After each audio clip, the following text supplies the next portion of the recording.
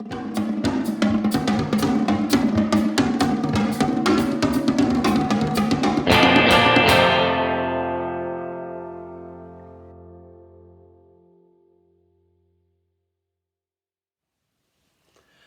back to the Underground, everybody. I hope you're doing well. I just wanted to create a short video for you guys that talks about how we can use Frankenstein to understand one of Marshall McLuhan's greatest theories, his 4 laws of media. And I think this could be an interesting paper topic for you if anybody finds that this is really interesting. If not, I posted a bunch of other paper topics and you can create your own.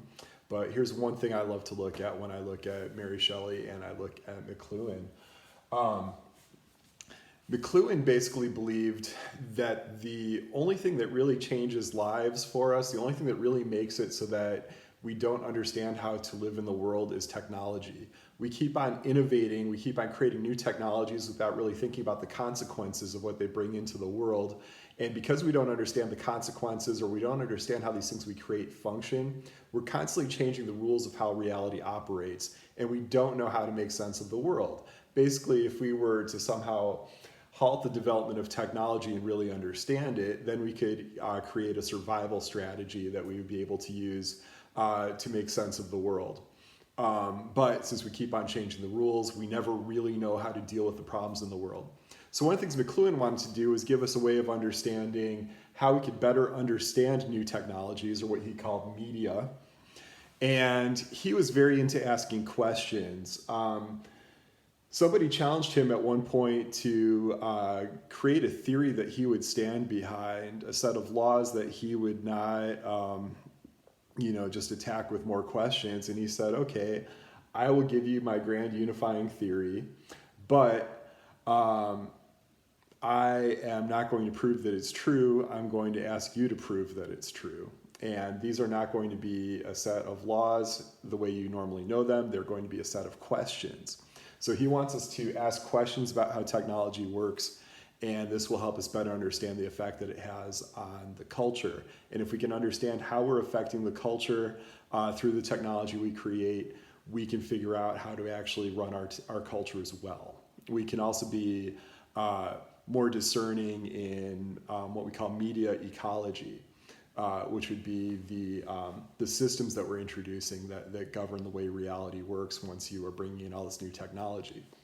So if we get how the technology works, we won't be mastered by it. If we don't get how technology works, we will be mastered by it.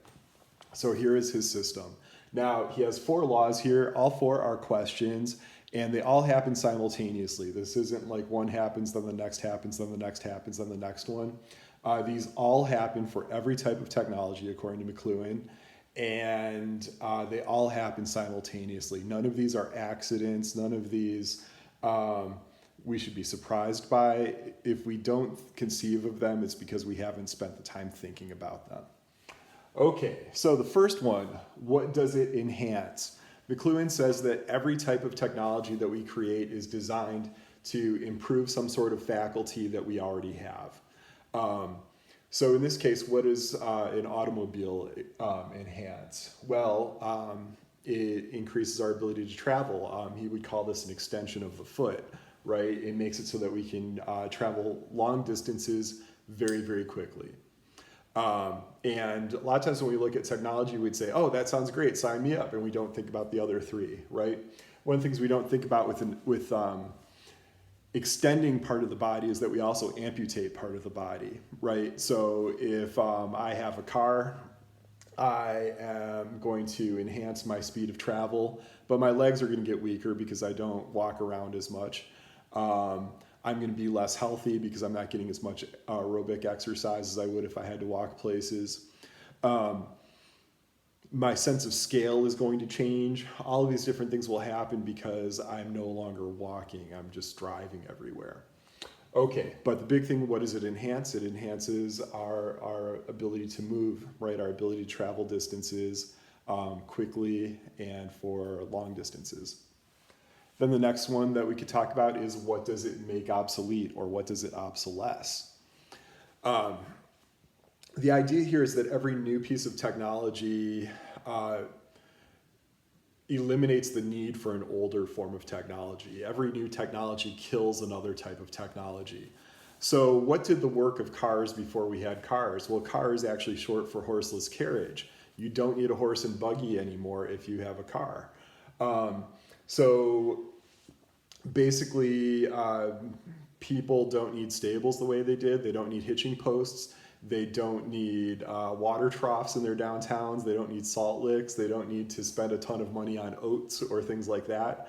The whole system of, making horse and buggies is obsolete. We don't really need a thriving horse and buggy industry anymore. So that's all destroyed through the automobile. There are other things that end up being destroyed as well. Our pace of life changes, right? We're used to getting around very, very quickly, and so we don't really see the world at a very slow scale. Signs need to become billboards, all of that kind of stuff, so that we can see them while we're driving. So with all of these, it's not like there's just one thing that's going to be made obsolete. The reason why we want to ask questions is because a lot of things will be made obsolete. A lot of things will be enhanced, right? The big thing here is to question and to consider. Okay, next one, what does it reverse into? So we always think that technology is going to be this amazing gift. We don't think about how it's going to do the opposite of what it's intended to do while it's doing what it's intended to do. We tend to think, oh, maybe the thing will break or maybe something better will come along. But we don't think about the idea that the technology will not only do what it's supposed to, but it will also do the opposite. And it's not going to do the opposite because of some accident or breakdown. It's going to do the opposite because that's just what happens, right? This always happens. So if I have a car, if I live out in Traverse City, I can get around pretty quickly. But what if it's Cherry Festival? Then I can't move as I drive down Front Street. I'll just be stuck. If I go to school in Ann Arbor, I can walk anywhere faster than I can drive anywhere. Massive traffic jams, one-way streets, and no parking, right? The fastest way to get around in Ann Arbor is to use a bicycle. Second fastest way is to walk. The slowest way is to use a car, right? Besides that, cars run out of gas. That means that they end up being gigantic sculptures instead of cars. They crash into each other. They break down. All of that kind of stuff happens as well. So cars do not always do what they're intended to do, and it's not just a fluke that they don't do what they do. They need lots of maintenance. They need lots of space. They need good roads. And let's see, the last one, what does it retrieve? The question here is, this is the trickiest one. This is one no one really ever thinks about, right? This one's a hard one. It's a great one to think about, but it's a challenge. What does it retrieve? The idea here is that every technology is going to reintroduce a form of living that we once had, or some sort of archetype from our collective unconscious that we once had, but that we've forgotten about, right? So it's not only going to shift the way that we live, but the new shift is going to evoke something that we've experienced before as a people. So what does it retrieve? One thing that cars might retrieve is the nomadic lifestyle. It might be that once we have a car, we have replaced the caravan, that somehow we've brought back into our lives this idea that we should be travelers, that we should always be on the move, that our survival depends on movement over vast distances, right? So maybe what we're bringing back is this idea of the ancient caravan or of nomadism. I think we also, when we talk, it's funny that when things go obsolete, we tend to turn them into art, or we tend to use the language of the old term for the new term. We still describe cars in terms of horsepower. It's very strange, though, to say, oh, this car has the speed of 265 horses. Okay, I could buy this Mustang, or I can just ride 265 horses. Doesn't quite make sense, but that's the terminology we use. It's interesting. So what does it retrieve? Maybe it brings back the thrill of riding horseback, right? Maybe we have this archetypical understanding of like just hopping on a horse and going. Uh, but yeah, I would say the main thing it retrieves is its nomadic kind of lifestyle. Let's try another one. How about something like Facebook? What does it enhance? I'll give you guys a second to think.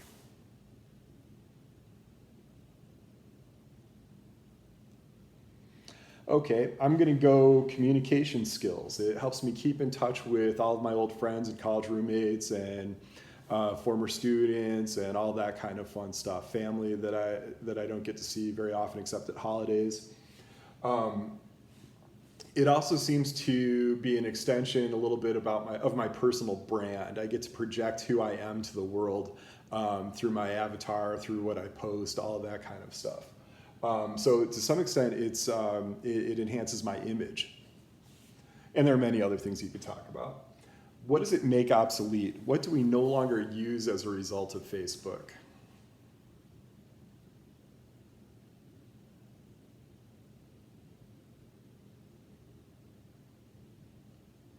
Okay, a few things that I'd think about. Um, One would be MySpace, right? Normally, when we look at what is obsolete, we look at the thing that came right before it that did that job. And Facebook, in a lot of ways, is just a better version of MySpace. Although I know a lot of people who really loved MySpace more. Um, there are other things, though, that it obsolesces. One thing would be our privacy, right? As soon as we decide that we're going to sign on to Facebook, we are giving up the rights to our personal information. It just becomes owned by Facebook and any kind of second-party apps that decide to use our information once we decide to do, a personality test to figure out, which one of the Spice Girls we are or something like that. So there are a bunch of things that it makes obsolete.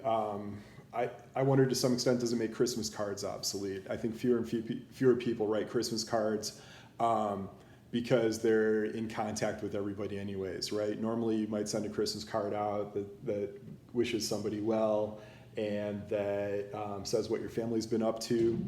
But now everyone knows what your family's been up to because you've been posting it on Facebook and you've been saying hi and you've been wishing people well. So you've been liking their stuff. So maybe you don't really need Christmas cards anymore, right? But think about some other things that it might make obsolete.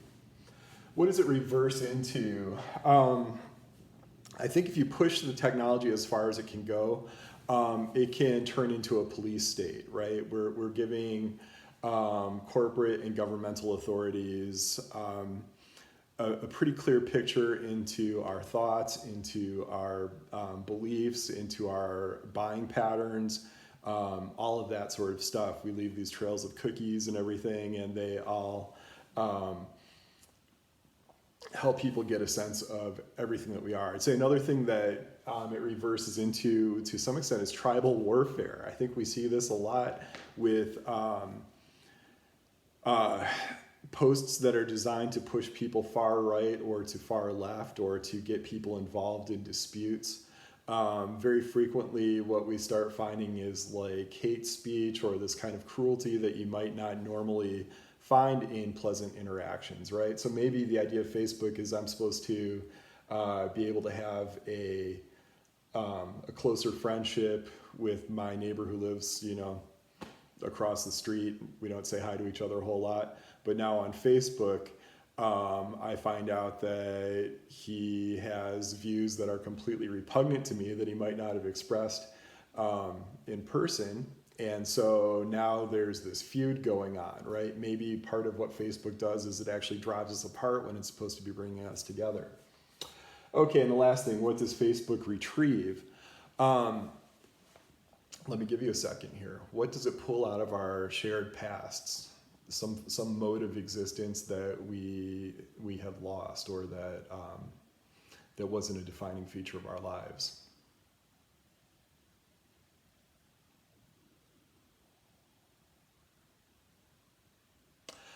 Okay, in this case, I'm going to go with it brings back the 1950s suburbs. I think it brings back that day and age when all the kids played together in the street and all the parents would be able to know what the person down the street was driving, or what other people were cooking for dinner, or what the gossip was about each other.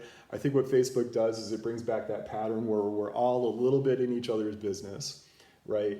And this is largely a friendly thing, but it can also be a thing where we gossip. It might also be a thing where we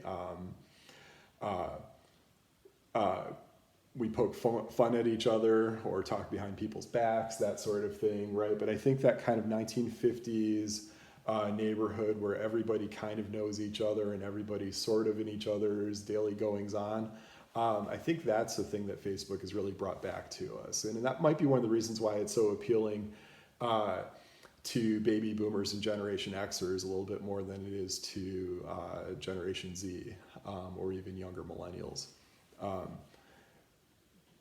The way younger people use Facebook is different than the way older people use Facebook. And I think the thing that feels homey to Facebook is that longing that we have for that old style neighborhood that possibly never existed, but we all think did because we watched Leave It to Beaver growing up.